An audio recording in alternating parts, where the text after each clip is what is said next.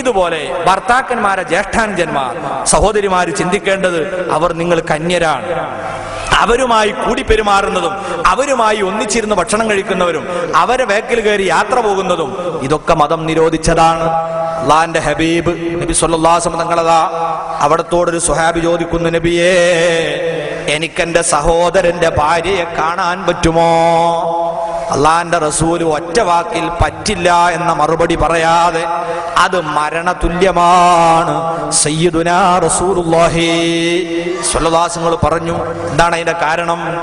അന്യരുമായി എപ്പോഴെങ്കിലും കാണുന്നത് പോലെയല്ല, ഒരേ വീട്ടിൽ താമസിക്കുന്നവർ അമിതമായി അടുത്താൽ അതുകൊണ്ട് ഒരുപാട് അപകടങ്ങളുണ്ട്. ജ്യേഷ്ഠന്റെ ഭാര്യ അവളെയും കൂട്ടി അനുജൻ, പ്രായപൂർത്തിയായ അനുജൻ ബൈക്കുമ്മലാണ് അവളെ വീട്ടിലേക്ക് കൊണ്ടാക്കുന്നത്, തിരിച്ചു കൊണ്ടുവരുന്നതും. ആശുപത്രിയിലേക്ക് അവളെയും കൂട്ടി ഇവൻ ഒറ്റക്കാണ് പോകുന്നത്. ഹോട്ടലിൽ കയറി ഇവർ ഒന്നിച്ചാണ് ഭക്ഷണം കഴിക്കുന്നത്. പിശാചിന്റെ ദുർബോധനം, ഒരാണും പെണ്ണും ഒരുമിച്ചു ചേർന്നാൽ വളരെ വലിയ അപകടമുണ്ടാക്കുമെന്ന് നബിതങ്ങൾ പറഞ്ഞിട്ടുണ്ട്. ഒരു ദുർബല നിമിഷത്തിൽ ഒരു തെറ്റായ സിഗ്നൽ വാക്കിലൂടെയോ കണ്ണുകൊണ്ടോ കരങ്ങളിലൂടെയോ ഉണ്ടായാൽ ലജ്ജ എന്ന് പറയുന്ന ഒരു വൻമതിലാണ് മനുഷ്യന്റെ തിന്മകൾക്കിടയിൽ ഇന്ന് ആകെ ഉള്ളത്. ഈമാൻ വളരെ നേർത്തു പോയിട്ടുണ്ട്.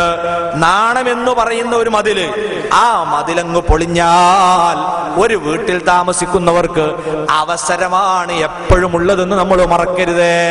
അതുകൊണ്ട് ഉമ്മമാരെ, നിങ്ങളുടെ ഏതെങ്കിലും മക്കളുടെ ഭാര്യമാരെ മറ്റ് ആൺകുട്ടികളുടെ കൂടെ ഒറ്റക്ക് നിങ്ങൾ ഒരിടത്തും വിടാൻ പാടില്ല.